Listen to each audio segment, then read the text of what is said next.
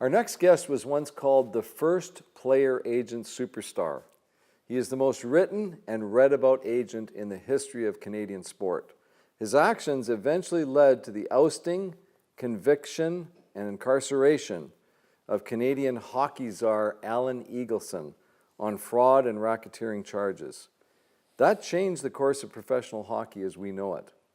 Today, Ritch Winter of Winter Sports is going to talk about what he's up to now, and he'll share with us the ultimate definition of success in sports and in life. And Ritch, welcome to the show. Thanks, Randy. I'm honored to call you a friend. Yes. We happen to be fairly close, so it's great to have you here. Ritch, tell us briefly about the Alan Eagleson story. It's kind of old news these days, but some of these young hockey players that are doing so well in the NHL, they are living a different life because of what happened with Alan Eagleson. Oh, well, Alan had his hands in everything. He was partners with the owners. He really had complete control of the sport, including international hockey at one stage. And it was just really a group of American players more than anything else who enrolled the help of people like myself to stand up, and a little bit like the American public has stood up recently and decided they're going to clean up the swamp. They decided they were going to clean up the swamp in hockey, and through...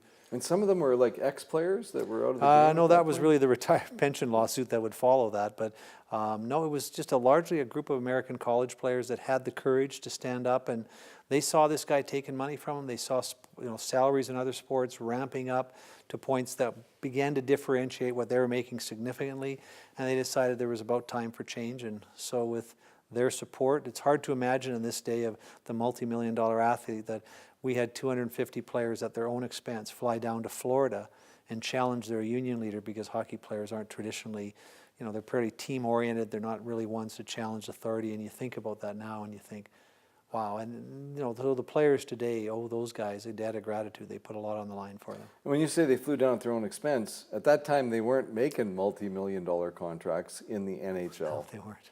I remember we put a cruise together with a cruise company where they would have players come and sell it as a hockey cruise. Well, we had no end of guys lining up to go on a cruise because they didn't make much. Free cruise was phenomenal. Then 5, 6, 7 years later, my family, who used to get free cruises when we did all this, when you have 5 children, were quite, they were quite disappointed when players started making so much money they didn't care anymore. They didn't want to go anymore, so we had to quit organizing them. So, yeah. So we kind of destroyed sort of my family vacations, but we did help the players.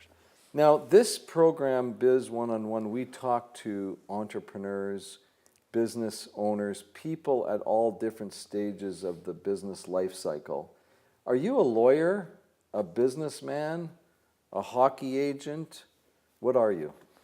I would think at the end of the day, I'm a relationship expert. I think at the end of the day, life and business comes down to relationships, and it's no different whether you're visiting with the chief of a First Nations band, which I was doing earlier today, or dealing with the CEO of a major company, or dealing with an athlete. It's the relationship they have. People want to do business with people they enjoy spending time with. So it's investing in those relationships that ultimately are, I think, the best investments one will make in life. And in the hockey world, you've become one of the most, I don't know whether you're the most successful, but you're probably the most famous agent, mainly in your early days because of your confrontational approach. And didn't you actually punch, or he punched you, Glenn Sather, one of the most iconic general managers? Yeah, I guess it's funny when you think about it in life. At one point, Glenn did punch me. I deserved it, actually, because I kind of challenged him in front of his coaches, and that I was young and inexperienced, and that wasn't appropriate. I mean, he didn't have the right to punch me, but had the right to be very upset. And so Glenn is probably certainly is the only general manager that's ever punched me, who I've also told how much I love him, because I've learned over time that Glenn's a very loyal guy. He's reached the end of his career. We've had a lot of time to talk about the things that have come to pass, and I've really come to realize. I mean, that's an example of the relationship started a little rough, but it's worked out to be. I mean, you were one of the ones I cherish. confrontational with him representing your players, right? And that was the same story with Alan Eagleson. I remember you being completely you were whacked out of how upset you were about Alan Eagleson, and you came to me when we were both in our 20s, and Yeah, you yeah. know, I was starting my career, and you were doing you were going to be a hockey agent, and you're saying, I'm going to take down this Alan Eagleson guy. And I'm thinking, much like Trump, like It was similar. where does he come off to say, I'm going to go be president of the United States? You saying you're going to become a hockey agent by taking down the guy who was the president, he was the head of the Players Association. Yeah. He was the #1 agent, and he'd been named by the Prime Minister of Canada to head up Hockey Canada and the famous 72 series. And I'm going, Rich, this isn't how you're going to get in the door. Well, I mean, it grew out of a small town background where you stood up to people who do the wrong thing, but I don't know. I find it astonishing. I did a couple of shows a few years ago in Toronto, and the producer wanted me to autograph a whole bunch of stuff. And I guess I was lucky not to realize how influential he really was, because Alan Eagleson out in Edmonton, or a little town I grew up outside of Calgary, he was a known commodity a little bit because he'd organized international hockey. But in Toronto, the guy was he was the man, and He was connected. He was fairly connected at all levels. Little disconcerting when I get dragged into my my first law firm. The senior partner drags me in to say he's got a letter about my interference with John Sapinka's client, Alan Eagleson. And I turned to him and said, "You mean John Sapinka, the guy who wrote the criminal procedure book that I studied in law school? That guy?" And so Al was, and he became a Supreme Court judge. So Al had a former, or close to becoming a Supreme Court judge, phone and have me chastised. I thought the death threats were probably going over the top, but he was extremely influential, and he wasn't about to give up that power very easily. But once you get into a fight, it's hard to get out, and that's kind of what happened. So today you're much calmer. I have to tell you, much calmer, cooler. You were always very, very effective in how you communicated and how you represented your clients. But today there's like this calm energy about you. Is that just what happens when you get a little older? Yeah, some think it's your hair you lose your hair, your brain freezes, and you kind of relax. But I don't know. I think as you get through life, our business has changed a lot. Because in the old days when there was no salary cap, you knew you could squeeze an owner for another $500,000 or $1 million because he had it and he had no restriction other than whatever restraint he put on himself. And now with the salary cap, we all kind of know when a GM says to me, "Look, I got $900,000. That's all I got."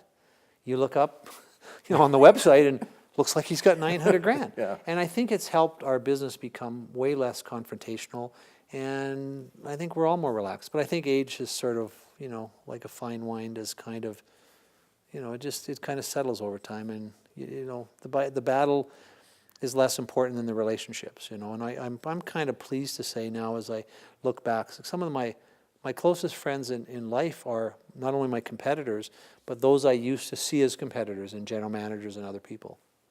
So you've branched out from hockey, and I remember as a hockey agent and a lawyer, you were dabbling in other business ventures through your 20s and 30s. Yeah. What do you, obviously you've been very successful as an agent.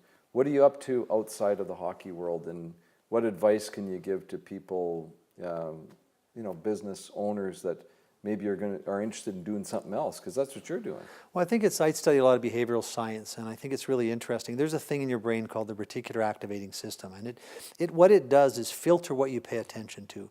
And I've learned over in life that if you load it with something, if you find a goal that you're passionate about, you'd be surprised how things unfold, because there's so many opportunities that pass us by because we weren't convinced that we could achieve that goal. And you talk to people like Mark Cuban and some others.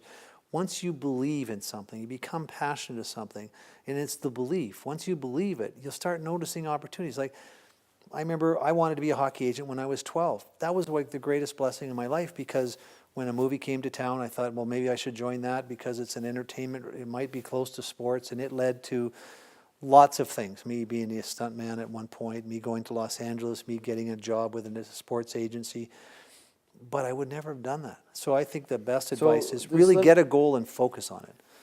I just want to touch on that, though. So you're saying at age 12, you thought about being a hockey agent. Yeah. I didn't even know there was such a thing as a hockey agent. Well, I knew because I just watched Game 8 of the Canada-Russia series, and a guy named Alan Eagleson was pulled out of the stands after scuffling with the Russian police, and I said to myself, I can't play this game, but that guy looks like he has a cool job. So He's that's having what I fun. decided what to do. And a lot of strange things. I mean, my first foray into the business was having this, this guy I thought I was following in the footsteps, incarcerated. But what's even funnier is at the time we had him voted out of office, he turned to me in the washroom at the urinal and said, in very colorful language I won't use now, he's expressed his anger about my ungratefulness because he had helped me so much, took 2 calls from me while I was in high school writing a paper on becoming a sports agent. This guy remembered it. Wow. Unbelievable. Wow. And how do you feel today about that? Because there must have been times, aside from putting your own career and your own family and essentially with death threats, maybe putting your own life in jeopardy to chase this guy down, there must have been times when you kind of felt sorry for him because the guy did end up in jail. Never felt sorry for him. Never at all. This guy abused people that had no experience. Right. Like, I can steal money from almost any player I represent. They're not sophisticated. They're easily victimized. They're so focused on their craft, which they need to be successful. These kids see in the microsecond things that we see as a blur. They have to be so focused. If they have a bad game Tuesday, they're concerned about their jobs. It's an environment where they're easy picking. And this guy took advantage of people that had no ability to take care of themselves. The only thing I regret, he didn't go to jail for longer. He deserved it. What I'm pleased about is it wasn't the jail term, but this guy lost everything. His profile, all those things that were important, and he deserved it. So you are now, in some ways, in his shoes.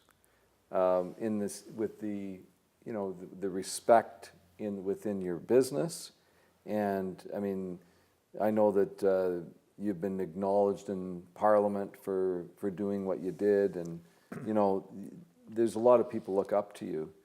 How do you? Where's your moral compass that somehow he didn't have?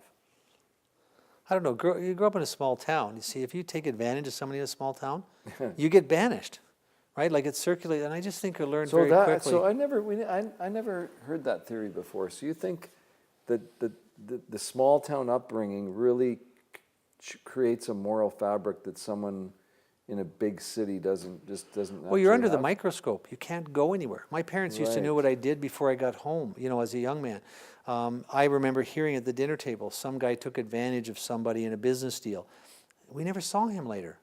And I guess at the apex of it, my parents taught me one thing.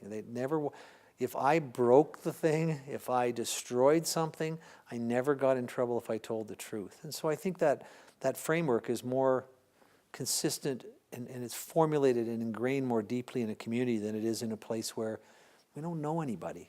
Like nowadays, we don't even really associate with our neighbors. Right? We don't play in the street as kids. We don't know anybody. So there's no face on the people you take advantage of.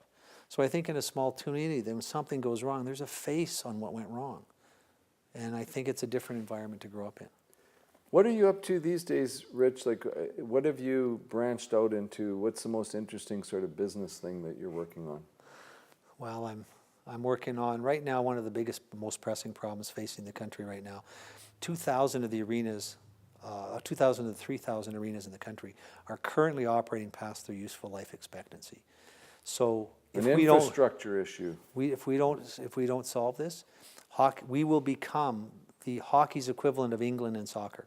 We will not have the players. Right now we're down to 15% of boys between the age of 8 and 16 playing hockey. 15%. Wow. You think about it when we were growing up. If it Everybody. wasn't 85, 90%, now 85, 90% probably played competitive hockey, and you still found, guys out on the pond or, the outdoor rink. We don't have outdoor rinks. Climate change has changed. So, and I'm concerned about it because what happened in the old days was that people came to Canada, came to a community, and we bonded together by playing hockey. And our parents sat together in the stands. And we have a very migrant community lots of immigrants coming here, lots of children who want to play and be Canadian. They want to be with their friends, and they can't afford to play our national pastime. And if we can't fix that, the chances of us fixing the kind of problems they're seeing manifest themselves in America, we're in trouble. And so we need a solution. And without getting into the details, that's one of my focuses right now, is trying to address that problem, because I want my grandchildren to play on a pond with somebody else's grandchildren, build the bonds and relationships that result in them having friendships for the rest of their lives, no matter where they come from, no matter what their economic circumstances are. Because if we can do that as a nation, if we can knit people together through our national pastime, we got a chance of creating something special instead of seeing our environment fall apart like it is in America. Ritch Winter from a small community, an old buddy. Thanks for coming on the show, Rich. Hey, Randy. Appreciate it. Now we just keep talking as if we're we're having fun. yeah, as if we're having fun. Yeah, Is this when